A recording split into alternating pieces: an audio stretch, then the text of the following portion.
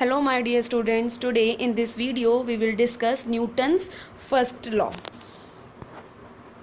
Okay, according to Newton's first law, if a body is in a state of rest, it will remain in a state of rest, or if it is in motion, it will remain in uniform motion until and unless an external force is applied on it.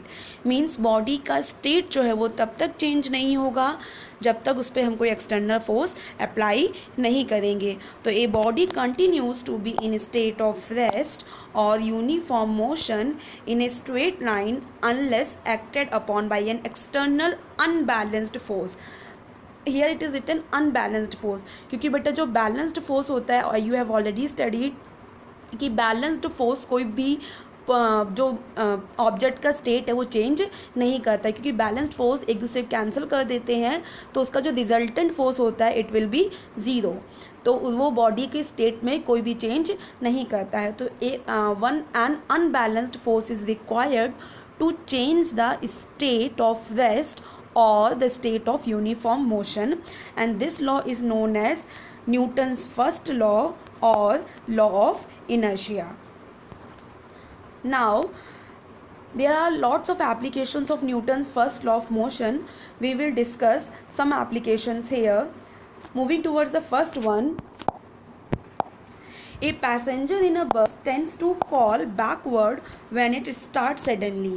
बेटा आप सब ने notice किया हुआ है कि अगर आप किसी भी बस हो, ट्रेन हो, कोई भी आपका व्हीकल में, किसी भी व्हीकल में, कार में आप अगर बैठे हो, if you are sitting inside the car and when it will start suddenly तो यू विल फॉल बैकवर्ड. जब अगर सडनली कार स्टार्ट हो रही तो आप बैकवर्ड फॉल हो जाओगे. तो why it happens due to the inertia of rest. कि जब कार या बस स्टेट ऑफ रेस्ट में होगी तो उस टाइम पे हमारी बॉडी का जो हाफ पार्ट है, हाफ लोअर जो लोअर हाफ पार्ट है, it will also in state of rest. But as the bus moves forward, then what will happen, our half lower part of our body will move forward but half upper part will remain in state of rest. वो state of rest में ही रहेगा due to inertia of rest, so we will fall backward. ठीक है, half part move कर जाएगा but half part rest की state में ही रहेगा due to inertia of rest, so we will fall backward. This also happens in second case, when a running car starts suddenly, the passenger tends to bend forward. अब इसमें क्या होगा कि अगर कोई कार सडनली रुक जाती है, the passenger tends to bend forward.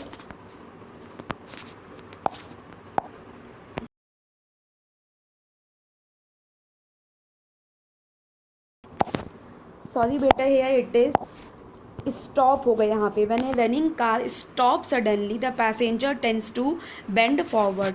ठीक है, अगर कोई कार मोशन में है, कार या बस कोई भी हो, वो मोशन में है, तो the passenger sitting inside the car or bus will bend forward. Why it happens कि when the car or bus stops तो it will come to the state of rest, so our half of lower part of our body will comes to state of rest but upper half part will remain in state of motion, so we will fall forward.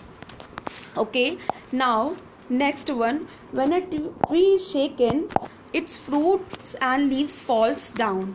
You have observed कि when we shake any branch or tree, तो what will happen, the leaves or the fruits will fall down.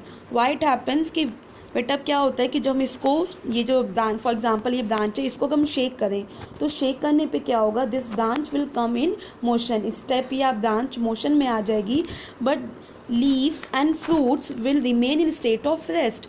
वो rest के state में रहेंगे. तो बेटा जहाँ से ये अटैच्ड होंगे तो एक ये जो स्टेम है ये मोशन में आ गई है बट लीव्स और फ्रूट्स रेस्ट में ही हैं, तो what will happen, they will detach. तो वो यहाँ से डी अटैच्ड हो जाएंगे and due to gravitational pull they will fall down.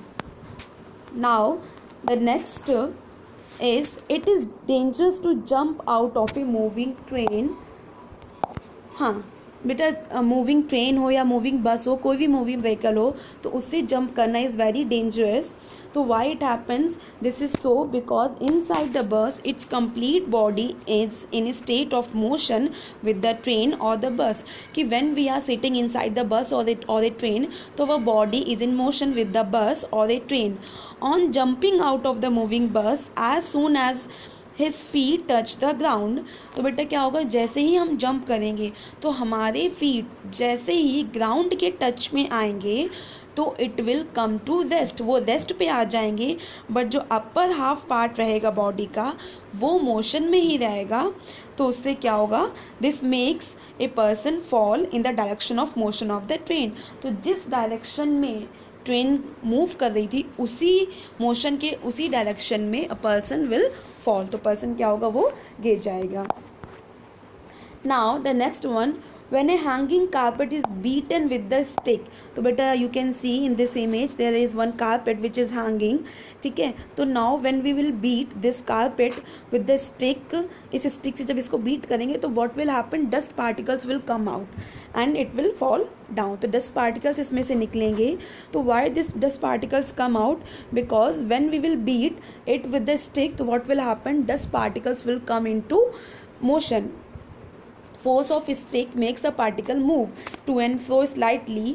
ठीक है, तो जो पार्टिकल्स हैं वो मोशन में आ जाएंगे, but the dust particles tends to remain at rest due to inertia of rest and hence separate from the carpet. तो बेटा क्या होगा कि जो कारपेट है वो मोशन में आ जाएगी, बट जो डस्ट पार्टिकल्स है वो रेस्ट में ही रहेंगे. तो बेटा एक पार्ट मोशन में आ गए, एक पार्ट रेस्ट में ही है, तो what will happen, they will separate.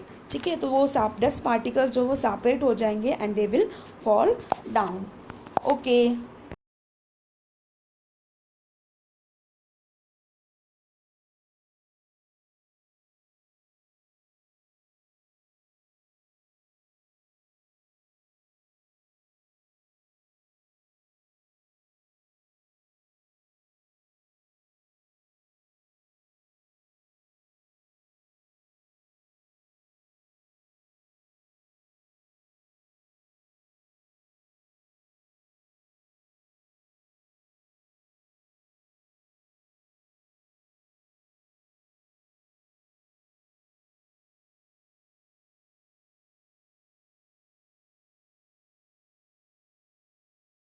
Thank you. We will discuss Newton's second law in our next video.